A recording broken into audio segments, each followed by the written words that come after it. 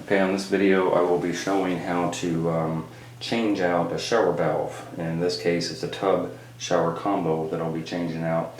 So this is the old valve, obviously.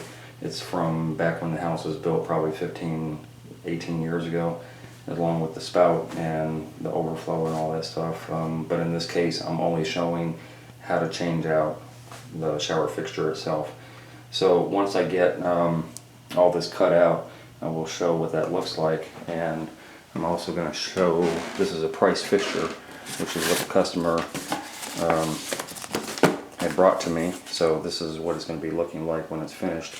And when you open the box, really the only thing that you're concerned about to start with, you're not concerned about any of these extraneous parts. This is all trim kit. This is all the finished part. So when you open a box, you just kind of set that aside, and that's what I'm after right there. That's the shower valve. So again, you have some more trim stuff going on, the tub faucet, and this is the shower head right here. So this is the trim kit. It almost always looks like this. I mean, not trim kit, this is a shower valve, what I call a valve. So when you take this out, you're going to see all the 4 holes where you solder your pipe into. And this is, for tiling purposes, this is a mud cap. So when this is actually on the wall, your tile, your finished tile shouldn't be further than here. So this is the very edge of where your finished tile should be. So the process of actually setting this in, sweating it in, and anchoring it to the wall, I will show in a little bit, but that's basically what you're looking at, is your finished tile being on the outside edge. And of course, once you sweat in all the pipes and everything, we're going to be taking out the, I'm calling this a shower valve. Then there's also a cartridge, a plastic cartridge inside of here, which I will show you. Pull that out before you do any heat. You don't want to melt your cartridge inside of here, so I will be showing that momentarily. Okay, so all I've done so far is I've taken the valve out of the box. I put the box aside. Everything else that belongs to the shower fixture you don't touch until the very end. The only thing we're dealing with right now, until the actual tile is done, is the valve part itself. And so almost all valves, including this price fixture, has screws, retaining screws, that hold the mud cap on. And that's what I'm unscrewing right now. Once the mud cap is free and clear, then you will be able to see the cartridge that I was telling you about. And again, configurations are different depending on which particular one you get, Delta, price fixture, or Moen. They all have their own configurations, but the process is the same. They always come with this mud cap, and that is more or less for the builder tiler than it is for anybody else. But that just basically protects all of this while the person is doing their work. So that's what that's for. Don't throw that away. That is definitely needed. This is the cartridge. This is a plastic cartridge. It's all inclusive, and these are the 4 screws that hold this in. There's a plate that actually holds this in by virtue of these 4 screws. So we're going to take this off.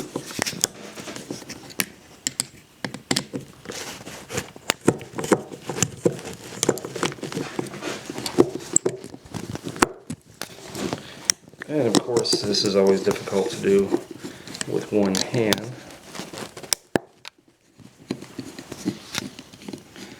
What I suggest doing also is the way you take it off is the way that you store it. Hold on a second. The way you store it, not necessarily store it, but you know, you're going to be taking this off for the purposes of soldering the valve in. The brass body of the valve itself doesn't have any components in there that will melt, but this cartridge does, and that's why we're taking it out temporarily until we solder it in. But as I was saying, some of these are actually marked somewhere on it, this side up. In other words, the cartridge that we're going to take out shows how you put it back in. But I always like to be very cautious, make sure that I never put this in the wrong way. So when I take it out, it's exactly reverse of how I'm going to put it back in. So when you take out these screws, obviously, you're going to put those aside. And now what I'm going to do is just hold on to it so the plate doesn't come off. And I'm going to see right here, it says tub So the opposite would be shower. So this is right side up.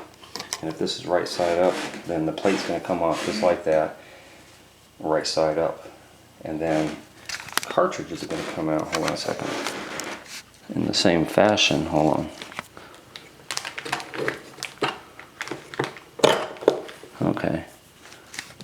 So when the cartridge comes out, again, right side up. Does it have any markings on this particular cartridge? I'm not really sure, but I'm not looking for those right now at this moment. All I know is if I'm going up direction here and this is up direction, I'm going to set it aside in the up direction. It's the easiest way that I've found to make sure that you put it back correctly. And so that's up and that's up. And then your shower valve is going to be sweated in up, obviously.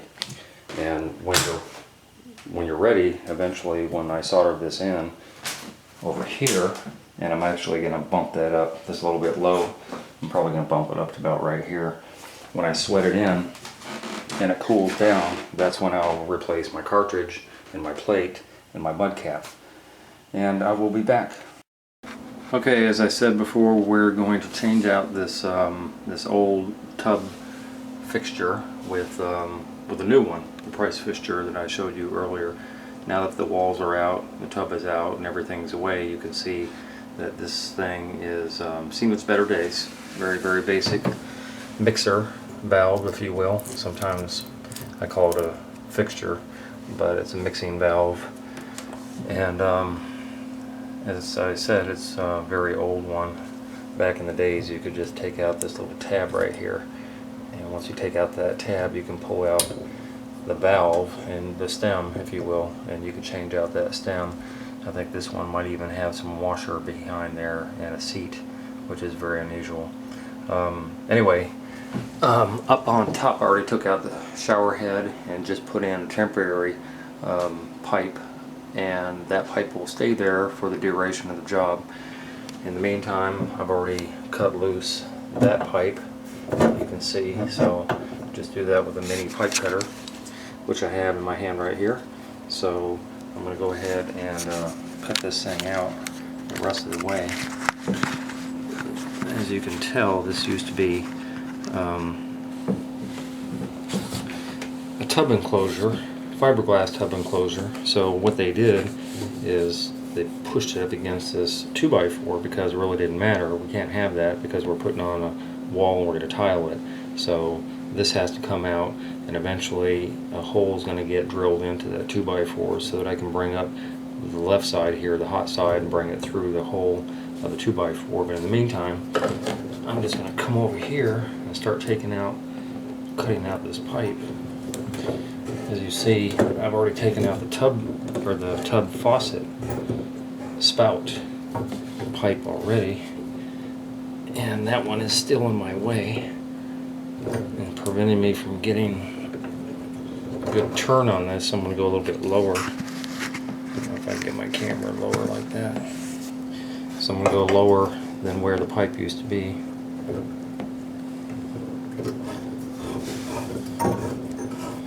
And with this pipe cutter, sometimes it's really hard to turn. Once you get a good bite on it like this, the idea is to keep on turning it, and as you turn it, you tighten up on this little dial here. So I do it with a mini pair of vice grips, makes it easier. Give it another couple of turns, tighten up again, another couple of turns, tighten up again, another couple of turns, tighten up again.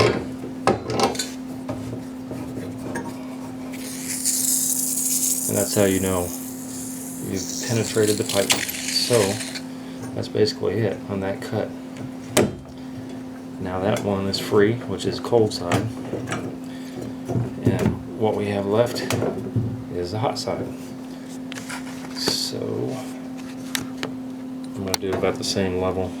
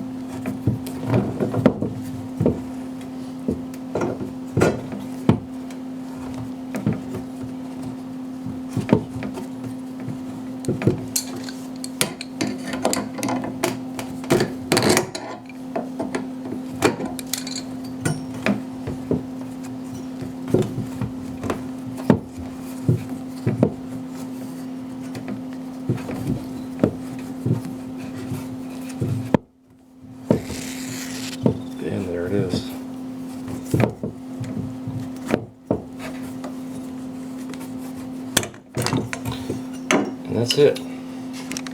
So now the pipe is, or the old valve is free, and just throw that little thing away. And now we are ready to put in the new valve, which I'm going to have to manipulate this pipe a little bit, kind of stretch it out.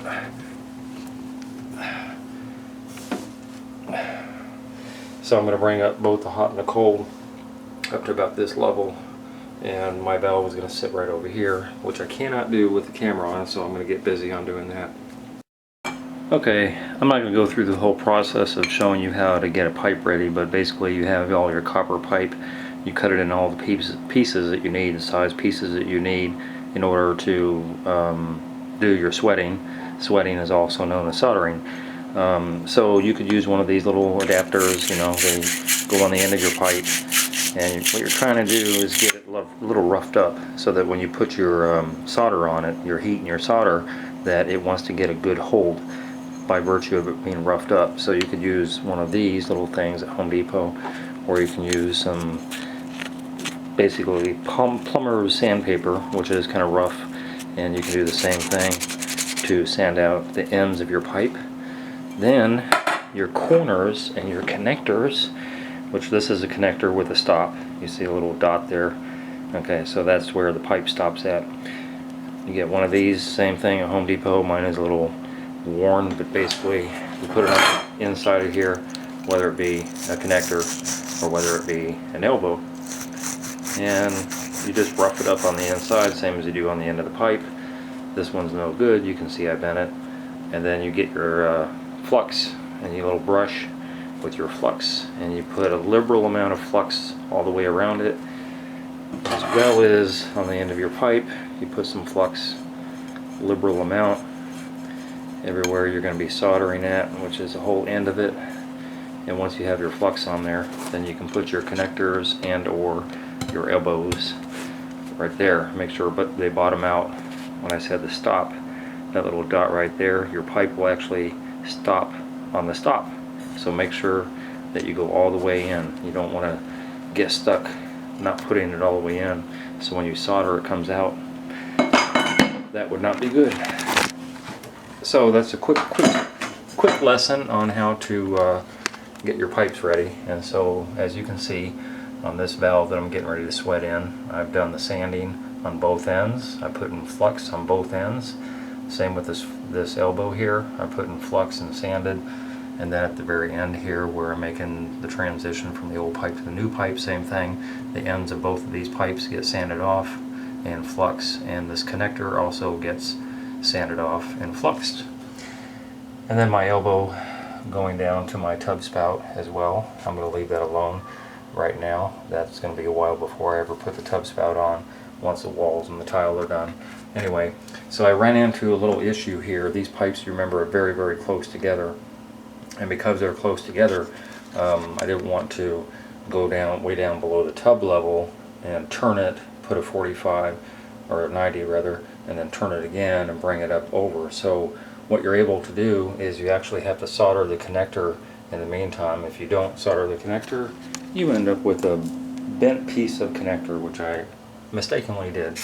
Once you've bent that pipe over, you make that pipe cut a little longer than you would normally need it, because when you bend it back over, it's going to take up the room, and you're going to be able to put it right inside there without an issue. So in other words, bend out and then bend back in again, and then stick it back inside of the valve, and you'll be good to go. So right now this is good to go. All my connections are made, everything's been sanded and fluxed, and I am ready to solder this thing in momentarily. Okay, there is going to be no way that I can show the process of soldering in the entire valve, because I can't set my camera up and I don't have a second hand. But I'm going to show you on this broken piece of connector that I was showing you earlier. This would hold true with an elbow or the valve itself or whatever. You always put the heat on the thing that you want the solder to get drawn into. So don't put the heat on the pipe. Never put the heat on the pipe. Put the heat right about the middle of the thing you want it to get drawn into. If this was the valve, then you would put this heat right there on the valve end where the pipe goes into. If this was an elbow, you would go about center of the elbow, and you would do both the left and the right of the elbow at the same time, but all the heat should go to the center. So let me show you. This is just 50-50 solder.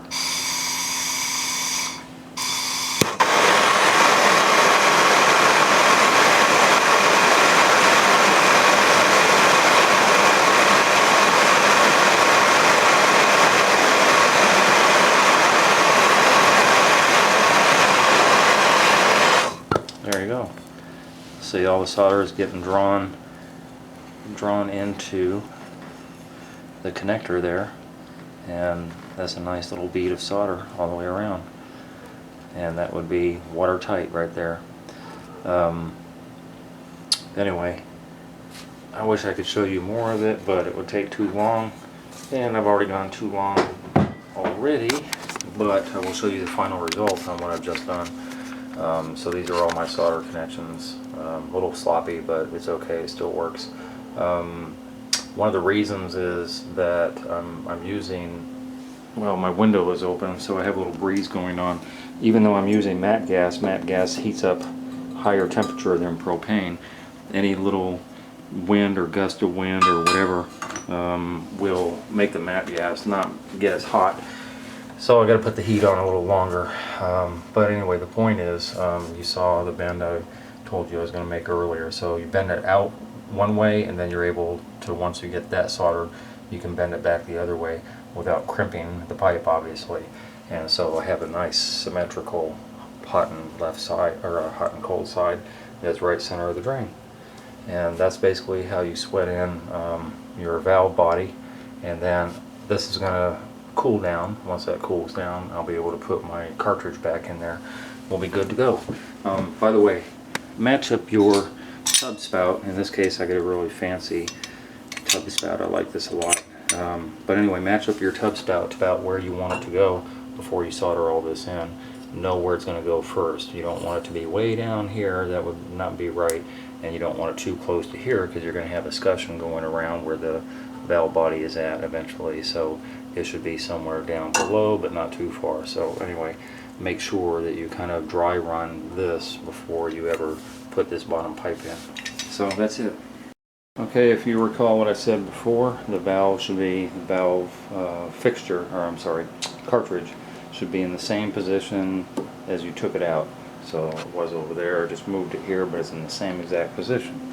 So now that the valve body has cooled down, you just literally just put it back in the same way you found it when it came out of the box, which would be right there.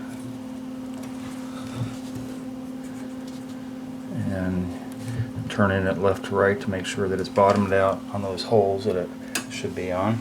And then the plate that we took off goes right back on with the 4 screws holding the plate, holding and everything in place. And that's all there is to changing out a shower valve. It's relatively easy. This is, as I said, a price fixture. I deal with Delta quite a bit, Moen on occasion, and price fixture. They're all, you know, with a little few nuances, they're all basically the same. A few things may change, but not that profound a change to really worry about. I'm not going to make a video of every single valve that I put in, because there's just too many out there, but for all intents and purposes, they're basically the same. And makes it easy when you've done so many to open a box and have no surprises. So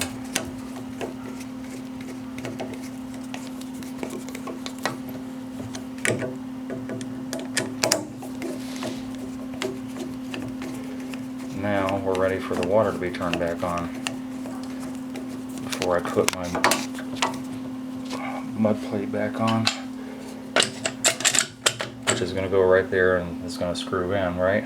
But before I do that, I'm going to turn the water on to the house very, very slowly and come up here and look for leaks. you can actually hear them. If you got little pinhole leaks, you can actually hear the leak, the air coming through as the house is filling up with water. So I turn the water on outside very, very slowly until I just start to hear it run. Then I come back upstairs real quick, check for any leaks, make sure that I'm on point to go turn it off again if I have to. It's rare that I have any, but you know, you never know, you might. So again, just caution on that. I don't know if the valve is open or not, but it doesn't really matter because this is sweated in, so should it just start running through, it'll just go into the tub. And of course that's capped off too. So otherwise, check for leaks and you know, put your mud cap back on until the walls are finished, and then you can put your trim kit on. Okay, so I forgot to do a little video of the anchoring. Basically, if you look back here, 2x4. So between this stud and this stud down here, I put in a piece of 2x4 and toe-nailed it in, and then anchored the valve with these clamps here. They're copper clamps that go with the copper pipe. On the other side of that pipe there's another clamp. So this thing is sturdy, it's not going anywhere. And that's basically how to install this particular valve.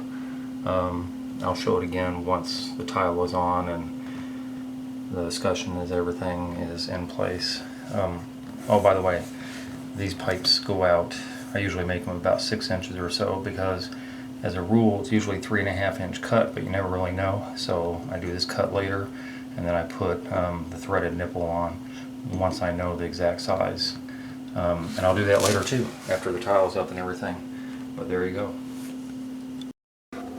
Okay, this is the Pfister faucet that I've been explaining how to put in to Venturi 8P8-WS-BNSK brush nickel. So, just in case you were curious, it's a lot of model number on there. I believe on the instruction the 08 or OX8 or the JX8 is the single or the double control pressure on here. But anyway, this is a finished product. This is not the shower head that came with it. The shower head that came with it is right here in the box. If you see that, that's the one that came with it. That's I think about a 5-inch head, and the customer has decided to go with this larger one that I believe you got at Costco. Anyway, this is a trim kit that got put on, and the trim kit is really, really easy.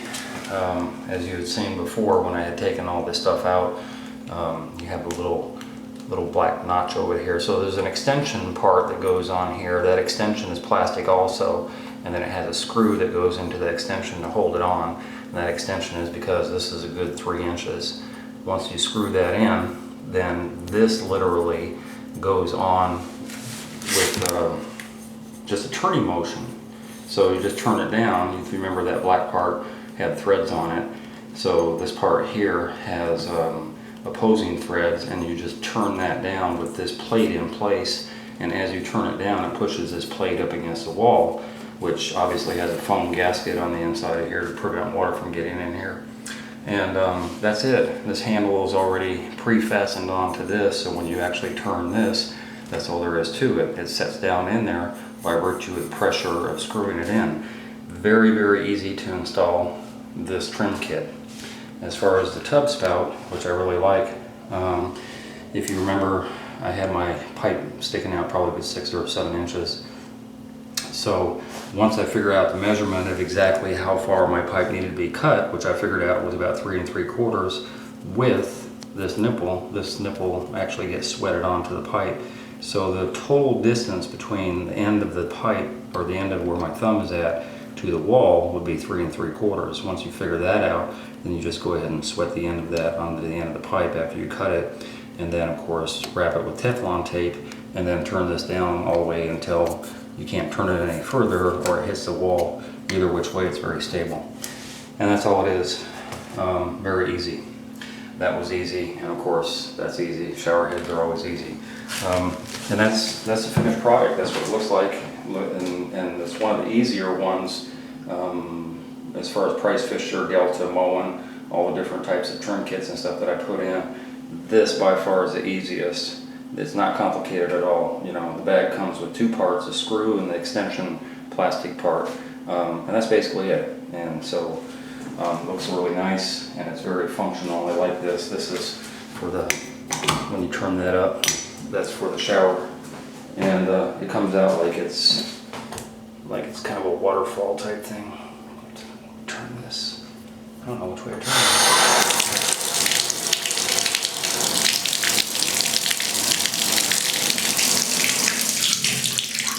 Very nice. And that's it. That's how to do the install of this particular model of price fixture.